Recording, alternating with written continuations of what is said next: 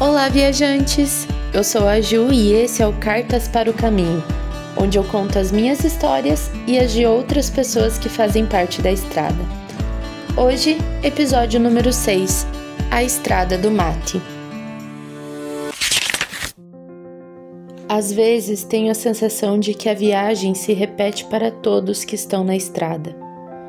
Vivo um constante déjà vu, onde várias vezes podemos ser acolhidos ou dar suporte para outros viajantes. A estrada tem um pouco disso, dessa repetição a cada curva, alguém que está sempre passando pela mesma coisa ou que tem uma história parecida com a sua. Parece que quanto mais a estrada segue, mais andamos em círculo, tal qual uma roda, um ritual. Eu sou gaúcha.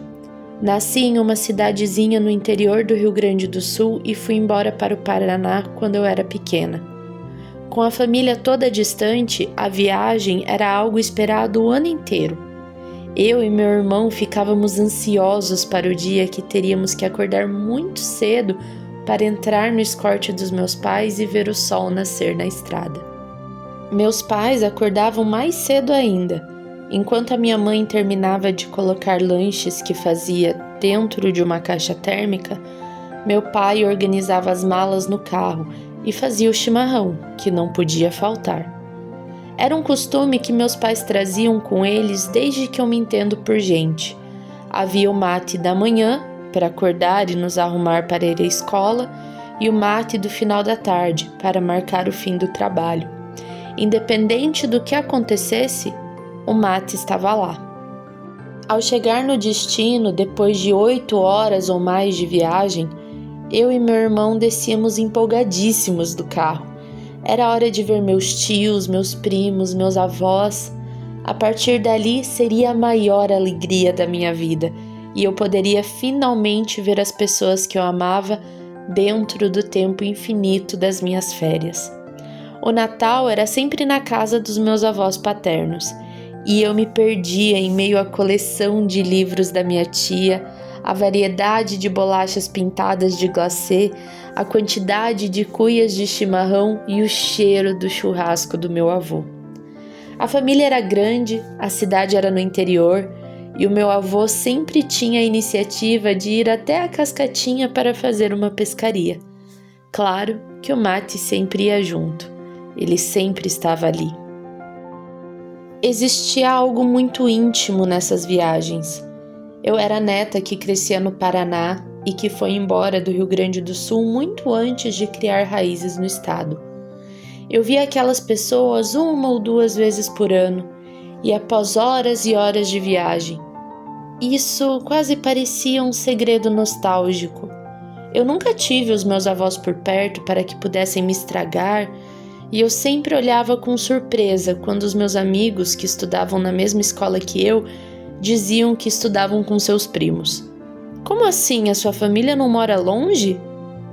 Cresci convivendo com essa distância. E hoje vejo que o ato de viajar sempre esteve comigo. Eu não sabia se era gaúcha, mas tinha certeza que voltaria para o Rio Grande da mesma forma que tinha certeza de que ao entardecer meus pais estariam tomando mate. E isso com certeza unia a minha família. Às 6 era a hora do mate. Mesmo que eu não tomasse e mesmo que achasse a erva muito amarga e a água muito quente. A gente cria filhos para o mundo, diziam os meus pais. E quando me vi criada, resolvi ir um pouco mais ao sul. Desci o Uruguai e depois fui à Argentina. Lá, eles também tomavam mate. Também eram gaúchos. Em Buenos Aires, estive em um hostel onde eu era a única latina. E por mais que não fosse uma grande consumidora de mate, achei um tanto curioso como todas aquelas pessoas pareciam incrivelmente fascinadas com o mate argentino. Era parecido sim com o chimarrão que a minha família tomava. E confesso que ver um alemão tentando fazer o mate em uma caneca de vidro transparente parecia um grande ultraje. Calma, eles não sabem o que estão fazendo, pensei. E não sabiam mesmo.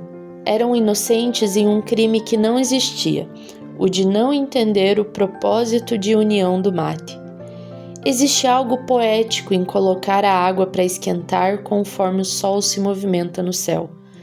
Sentar na varanda com os seus e compartilhar uma mesma cuia que vai de mão em mão, em roda, formando a mais linda das comunhões, o mais profundo instinto de comunidade, um ato que une os gaúchos do Rio Grande do Sul, da Argentina e do Uruguai. Por mais que o sul do Brasil ostente com certo orgulho a sua colonização, os europeus que estavam no hostel comigo me mostraram de uma maneira bem clara de que aquele ritual jamais pertenceria a eles. Não, era a nossa raiz indígena ainda viva em nossos costumes, por mais que quisessem podar. Herança dos guaranis e dos charruas crescendo em meio a pedras e campos. Essa raiz que nos unia era da erva mate. Eu estava ali, assistindo um grupo de europeus tentando usar os instrumentos para conseguir fazer um mate e achando tudo engraçadíssimo. Até que me dei conta que mesmo em um momento em que nenhum deles sabia o que estava fazendo, o mate era união. Todos estavam envolvidos na mesma atividade, tentando fazer com que ele existisse. Eles não sabiam o que estavam fazendo, mas a erva mate sabia exatamente o que fazer: unir. Ali, aquele grupo se uniu e resolvemos sair juntos à noite. Porém, uma alemã que estava conosco não iria. Enquanto nos preparávamos para sair, o seu celular tocou e ela recebeu a notícia de que a sua avó morrera e que ela não conseguiria estar presente no funeral. As lágrimas escorriam de um jeito dolorido e contido que eu conhecia bem. Meus avós são filhos de alemães e o choro de Pia me cortou como uma faca. Eu sei o quanto um alemão precisa estar sofrendo para permitir que as lágrimas rolem assim. Me ofereci para ficar com ela, mas ela não quis. Disse para eu ir e que ela estava bem e que a morte é parte da vida. Exatamente a resposta que os meus avós me dariam. Na manhã seguinte, fiz um mate e ofereci a Pia. Pedi se estava bem e ela disse que sim. Nunca mais falamos sobre o assunto. E assim segui viagem. Um ano depois, em uma das minhas visitas ao Rio Grande do Sul, confessei para minha mãe que minha viagem ao Uruguai e à Argentina me fizeram gostar mais de tomar mate e que estava sentindo falta de uma cuia boa para isso. Nunca vou esquecer o sorriso doce que minha mãe me deu naquele momento. Ela me levou ao mercado, onde compramos uma cuia pequena, uma bomba e 3 pacotes de erva mate. Ela me explicava com detalhes que antes de começar a tomar o mate, eu precisava preparar aquela cuia de porongo, queimando ela por dentro e deixando secar com erva dentro por pelo menos 2 dias. Eu via em seus olhos verdes cor de erva brilharem ao me explicar o que fazer. Eu podia ver o orgulho que ela sentia de mim naquele momento. E mais uma vez, ali o mate se fez união. Pouco tempo depois, voltei para o hostel que eu estava trabalhando e, para minha alegria, recebemos uma voluntária uruguaia chamada Aileen. Como boa gaúcha, o seu mate veio com ela. E eu ainda não tomava todos os dias. Matear sozinha me parecia um pouco triste, então eu só tomava quando a saudade da minha família aumentava muito. Ela trouxe a erva uruguaia, que é um pouco diferente da rio-grandense, e alguns hóspedes perguntaram a diferença entre os mates. Em um prato, coloquei uma amostra de cada erva mate que encontrei e explicamos juntas a diferença. Aileen me entendia. Ela também sabia o que ele representava. Passamos a tomar mate juntas todos os dias. Às vezes tomávamos o meu chimarrão, às vezes o mate uruguaio. Naqueles dias de calor, cheguei até a apresentá-lo o tererê paraguaio, que conheci no tempo que morei no Paraná. E naquelas 2 semanas, o mate nos unia cada vez mais. Dia 16 de fevereiro, liguei para minha mãe. Era seu aniversário e eu fiz um mate na cuia que ela me deu. Desejei parabéns e disse que a amava. Mas logo em seguida a conversa tomou um rumo triste. Filha, liga para o seu pai. Ele está no hospital, o vô foi internado e eu acho que ele não vai sobreviver.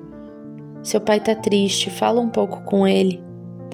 Perguntei se eu deveria ir e ela disse que não, que a estrada era longa e que de qualquer maneira não daria tempo.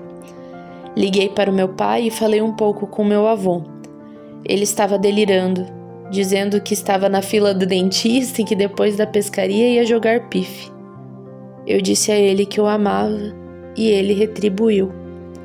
Talvez ele não soubesse mais quem eu era, mas sabia que me amava. Na mesma ligação, vi escorrer pelo rosto do meu pai as mesmas lágrimas que vi escorrer pelo rosto de Pia. Perguntei como ele estava e ele disse: essas coisas fazem parte da vida. Eu só não quero que ele sofra. Desliguei o celular e comecei a chorar. Me sentia cruelmente impotente e culpada de estar longe da minha família naquele momento. Eu queria dar um último abraço no meu avô, consolar o meu pai e estar com todo mundo. A estrada é dolorosa em momentos como esse. E ali, na recepção do hostel, o meu peito afundava diante do peso de estar entregue à distância. Meu avô era um senhor pequeno, magro, que sempre me tratou com muita doçura. A palavra gaúcho tem origem tupi e é a união entre as palavras gaxu e xê, que juntas significam homem do cantar triste. Nascido no Rio Grande do Sul, que sempre trabalhou muito no campo, famoso por sua teimosia e por se fazer de coitado, meu avô era gaúcho. Lembrei de todas as vezes que ele me levou para a frente da foto da família que estava do lado das santinhas. Ele dizia: todos os dias eu rezo para essa menininha aqui ter bons estudos e bons trabalhos. A menininha na foto era eu. Nos víamos pouco e quando nos encontrávamos, ele me perguntava por onde eu andava dessa vez. Ele parecia entender o porquê eu viajava tanto, mesmo em momentos que nem eu sabia. Tentei imaginar como seria o Natal sem ele para fazer a oração e me senti muito culpada por não ter passado o último Natal com ele.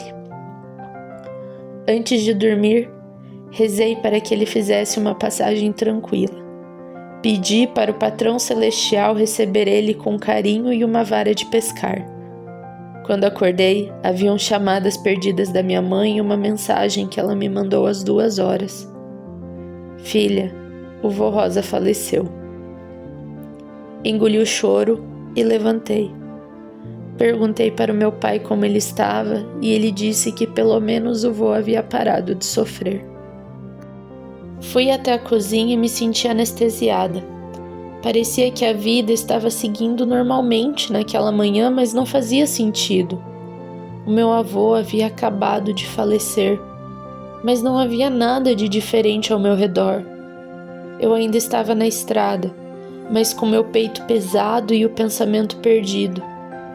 Até que a Ailinha apareceu e abraçou o meu choro que até então estava contido. Secou minhas lágrimas e fez um mate. Logo parei de chorar e quando o mate voltou para mim, ele estava tão amargo que desceu rasgando, lavando as minhas lágrimas. Tudo bem, faz parte da vida. A Ailinha olhou nos meus olhos, segurou a minha mão e não me disse nada. Apenas sorriu. Um pequeno sorriso de consolo e acolhimento. De alguma forma ela sabia. Ali, o mate se fez união mais uma vez, e a sensação de que a viagem se repete para todos que a percorrem me arrebatou. Lembrei do meu vô e de todas as vezes que ele me desejou boa viagem, bons estudos e bons trabalhos. Lembrei das lágrimas de Pia quando ela perdeu a sua avó. As do meu pai dizendo que ele não queria que o meu avô sofresse.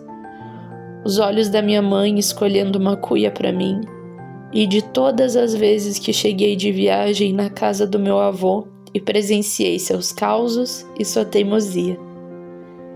A estrada tem várias curvas, e é nelas que os viajantes se encontram para enxugar as suas lágrimas.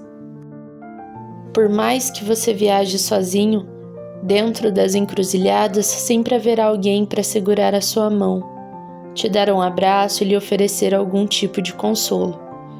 É cíclico, ritual. Todos já estiveram ali e todos sabem o que fazer quando você descobre o sabor amargo da distância e o doce da presença. Cada estrada tem as suas curvas. As minhas têm gosto de mate.